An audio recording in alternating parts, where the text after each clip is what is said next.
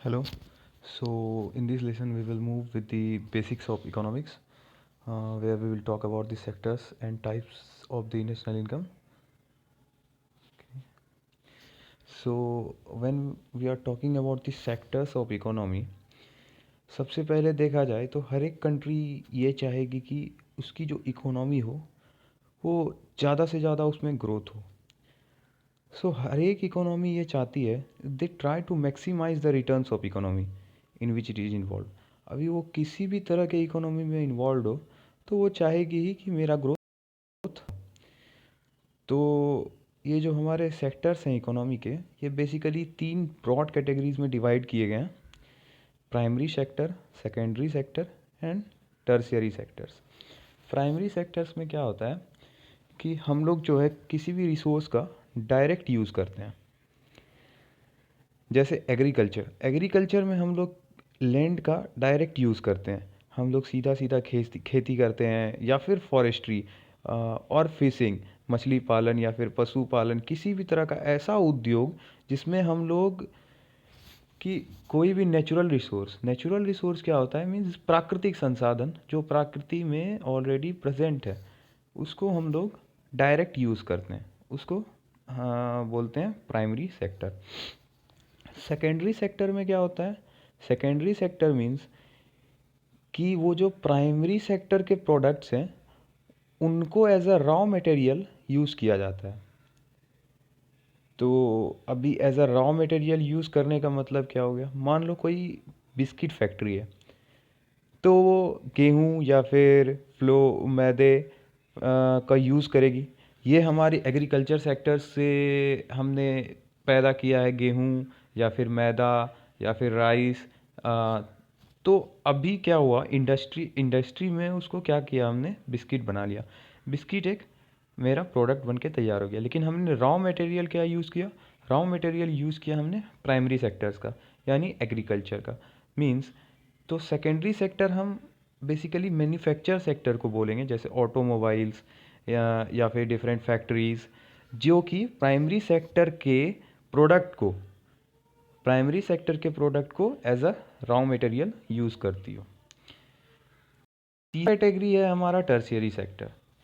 Tertiary से क्या होता है? इनमें सीधा सीधा सर्विसेज प्रोड्यूस्ड होता है. इनमें ना तो रॉ मटेरियल होता है, ना फिर कुछ इंडस्ट्रियलाइजेशन वगैरह होता है. डायरेक्ट सर्विसेज प्रोड्यूस होते हैं. जैसे कि एजुकेशन में मान लो कि कोई आपको पढ़ा रहा है, तो वो आपको सर्विस दे रहा है, उस सर्विस के बदले में वो कुछ चार्ज कर रहा है. तो ये क्या हो गया? डायरेक्ट सर्विस हो गया. इसमें किसी रॉ मटेरियल की ज़रूरत नहीं पड़ी. वैसे ही बैंकिंग सेक्टर है, इंश्योरेंस है, ट्रांसपोर्टेशन है, टूरिज़्म है, ये सभी क्या होते हैं? सर्विस सेक्टर में आते हैं.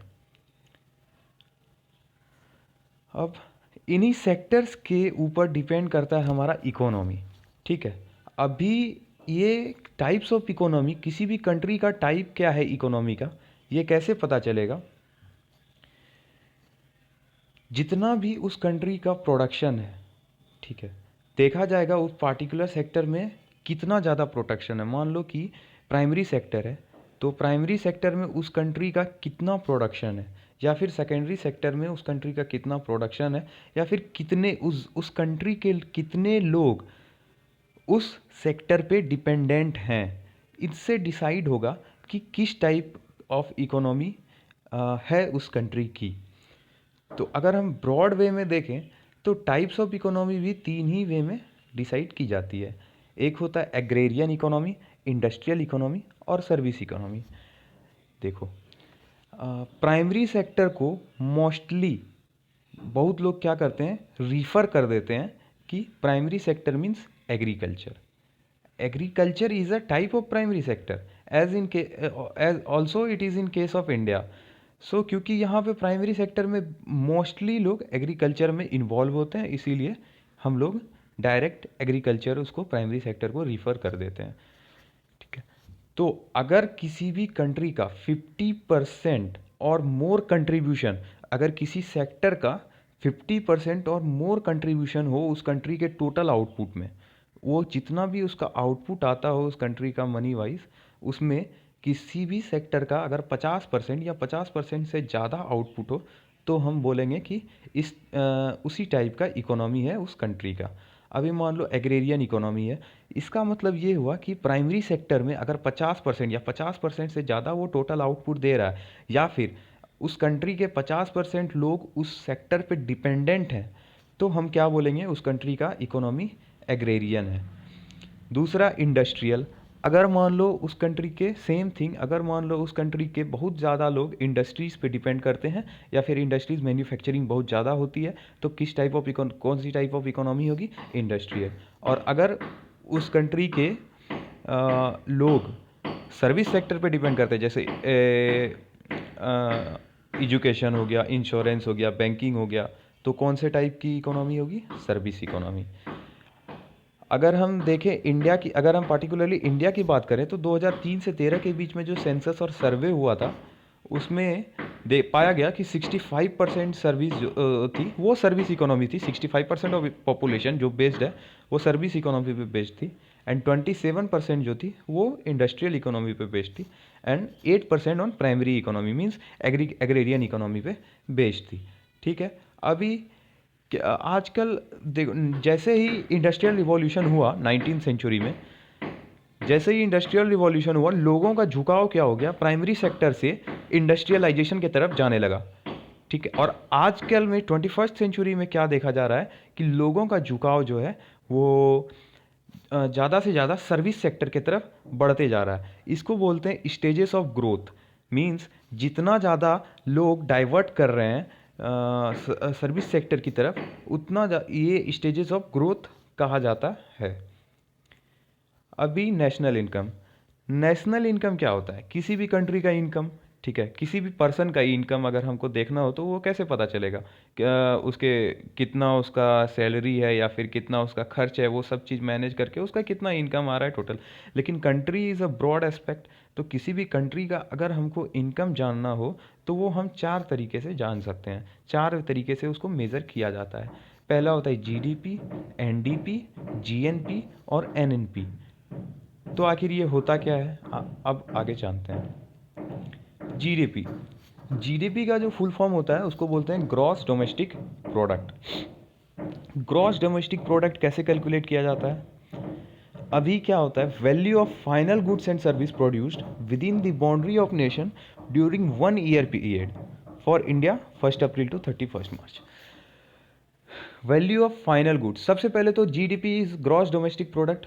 ग्रॉस मीन्स, अगर हम ग्रॉस की सिंपल वर्ड की बात करें तो gross means total, domestic means जो within a country domestic, और product within a country जो प्रोडक्ट मैन्युफैक्चर होता है या जो प्रोडक्ट बनाया जाता है उसको हम लोग बोलते हैं, उसका फाइनल आउटपुट जो होता है उसको हम लोग बोलते हैं जीडीपी।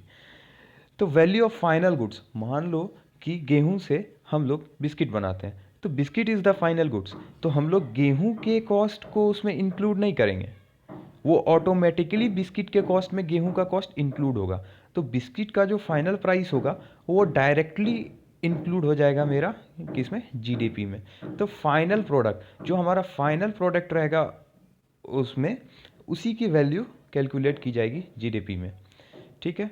अभी ये टोटल किस तरह से कैलकुलेट किया जाता है, नेशनल प्राइवेट कंजम्पशन, देश के अंदर जितना भी उस प्रोडक्ट का कंजम्पशन है प्लस उसमें जितना इन्वेस्ट हुआ है, और उसमें गवर्नमेंट ने कितना इन्वेस्ट किया है। गवर्नमेंट किस तरह से इन्वेस्ट करती है, अगर किसी तरह का सब्सिडी दे दिया गया हो या फिर गवर्नमेंट अपना खुद का पैसा उसमें इन्वेस्ट कर रही है, तो ये तीनों के मिलाने के बाद एक ट्रेड बैलेंस कैलकुलेट किया जाता है। ट्रेड बैलेंस ये होता है, मान लो उस प्रोडक्ट को हम अपने कंट्री से बाहर एक्सपोर्ट करते हैं कुछ प्रोडक्ट्स को, लेकिन कुछ प्रोडक्ट को अगर हम एक्सपोर्ट करते हैं तो कुछ प्रोडक्ट को हम लोग इंपोर्ट भी तो करते हैं। तो फाइनल बैलेंस, एक ट्रेड बैलेंस निकाला जाता है कि जितना हमने एक्सपोर्ट किया उसमें से हम इंपोर्ट को घटा देते हैं, तो वो क्या होता है, एक ट्रेड बैलेंस आ जाता है। और फिर जब नेशनल प्राइवेट कंजम्पशन और gross invest plus government invest, इन तीनों से वो ट्रेड बैलेंस, ये इन चारों को जोड़ा जाता है, तो हमारा फाइनल जीडीपी कैलकुलेट होके आता है। ठीक है। अभी जीडीपी कौन कैलकुलेट, सॉरी,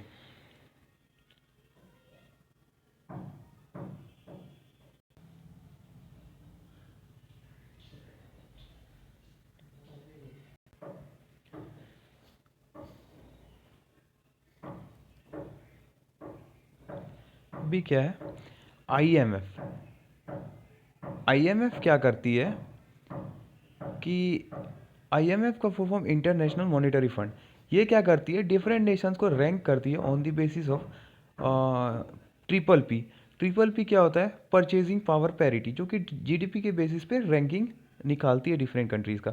अभी ट्रिपल पी क्या होता है? परचेसिंग पावर पैरिटी किसको बोलते हैं? परचेसिंग पावर पैरिटी वो टर्म है जिसको इकोनॉमिस्ट कैलकुलेट करते हैं to compare the economic productivity and standards of living between the countries. अभी देखो, इंडिया का जो स्टैंडर्ड है पीपल का लिविंग का, वो डेफिनेटली बेटर है एज कम्पेयर टू बांग्लादेश। तो on the basis of PPP, या फिर इंडिया का स्टैंडर्ड थोड़ा सा तो लो है एज कम्पेयर टू यूएसए, तो on the basis of triple P means purchasing power parity, the IMF inter monetary fund decides कि कौन से कंट्री का जीडीपी बेहतर है और कौन से कंट्री का जीडीपी थोड़ा लो है। On the basis of that they issue A rank. Okay, उसके बाद आखिर जीडीपी का यूज़ क्या है? जीडीपी हमें क्या बताती है? Per annum percent change in economy in GDP. ठीक है, हम लोग per annum percent change GDP का निकालते हैं। मान लो कि हमारा जीडीपी लास्ट ईयर 100 था और इस साल क्या हो गया? 107 हो गया। तो ये क्या हो गया? 7% का ग्रोथ हुआ। ठीक है, तो ये हमको पता लगता है कि इकोनॉमी इज ग्रोइंग और नॉट। अगर 100 टू 107 हुआ मीन्स इट 7% का ग्रोथ है। अगर 100 से 98 हो गया मीन्स जीडीपी गिर गई 2% से। सो यू कैन सी कि जीडीपी की ग्रोथ हमें डायरेक्टली ये बताती है कि इकोनॉमी बढ़ रही है या नहीं बढ़ रही है। ओके, अभी दूसरी बात, ये जीडीपी क्या है? एक क्वांटिटेटिव एस्पेक्ट है and not a qualitative aspect. Means GDP से हमें ये नहीं पता लगता कि प्रोडक्ट जो बन रहा है, ठीक है प्रोडक्ट बन रहा है, लेकिन प्रोडक्ट जो बन रही है उसकी क्वालिटी कैसी है। जीडीपी हमें सिर्फ बताती है कि ये प्रोडक्ट बन रही है, हमने इतना प्रोडक्ट मैन्युफैक्चर किया, हमने 1000 प्रोडक्ट मैन्युफैक्चर किया जिसकी कॉस्ट है 500 ईच की, तो टोटल कॉस्ट कितना होगा वो हमें जीडीपी बता देगी, क्वांटिटेटिव एस्पेक्ट। लेकिन क्वालिटेटिव एस्पेक्ट्स में जीडीपी नहीं बता पाती है, क्योंकि हमें नहीं पता चलता है कि जो प्रोडक्ट बन रही है उसकी क्वालिटी कैसी है।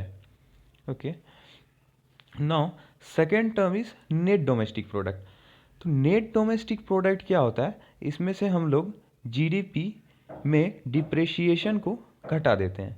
डिप्रिसिएशन क्या होता है? डिप्रिसिएशन मीन्स होता है कि टोटल वियर एंड टीयर। अभी मान लो कोई भी प्रोडक्ट हमारा 1 मई को मैन्युफैक्चर हुआ, अभी वो 31 अप्रैल तक आते आते उसकी कुछ तो उसमें फॉल्टनेस आएगी या फिर कुछ तो उसमें डेप्रिसिएशन आएगा, क्योंकि कोई भी प्रोडक्ट की वैल्यू, कोई भी प्रोडक्ट जब 1 साल के लिए यूज़ हो जाए या फिर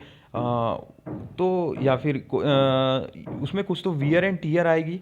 मान लो कोई फ़ैन तुमने ख़रीदा एंड फ़ैन 31 मई को चलाना स्टार्ट किया, तो वो नेक्स्ट जो अप्रैल तक जाते जाते उसमें कुछ ना कुछ वियर एंड टीयर तो जाएगी। अब अगर तुम उसको बेचने जाओगे, अगर तुमने वो फ़ैन 1000 का ख़रीदा था तो वो 1000 से तो थोड़ी कम में बिकेगी। तो इसको क्या बोलते हैं? इसको बोलते हैं डेप्रिसिएशन। तो एनडीपी क्या होता है? Net domestic product. ये क्या डिसाइड करता है? हमारा जीडीपी माइनस डेप्रिसिएशन। ठीक है, और इसमें क्या पता चलती है? क्वालिटी भी पता चलती है प्रोडक्ट की कि कैसी है। जितनी बेहतर क्वालिटी होगी उतना कम डेप्रिसिएशन होगा। अभी different rate of depreciation by the different economies of the world. अभी डिफरेंट इकोनॉमीज जो कंट्रीज़ हैं, डिफरेंट इकोनॉमीज जिनकी हैं, वो क्या डिसाइड करती है कि रेट ऑफ डिप्रिसिएशन क्या होगा। ठीक है, तीसरा टर्म है हमारा जीएनपी, जिसको बोलते हैं ग्रॉस नेशनल प्रोडक्ट। जीएनपी क्या होती है? GDP plus income from abroad. अभी जीडीपी में अगर हम इनकम फ्रॉम अब्रॉड जोड़ें तो उसको बोलते हैं हम लोग जीएनपी, ग्रॉस नेशनल प्रोडक्ट। अभी इनकम फ्रॉम अब्रॉड क्या है? इनकम फ्रॉम अब्रॉड दो टर्म से कैलकुलेट की जाती है। एक तो प्राइवेट रेमिटेंस।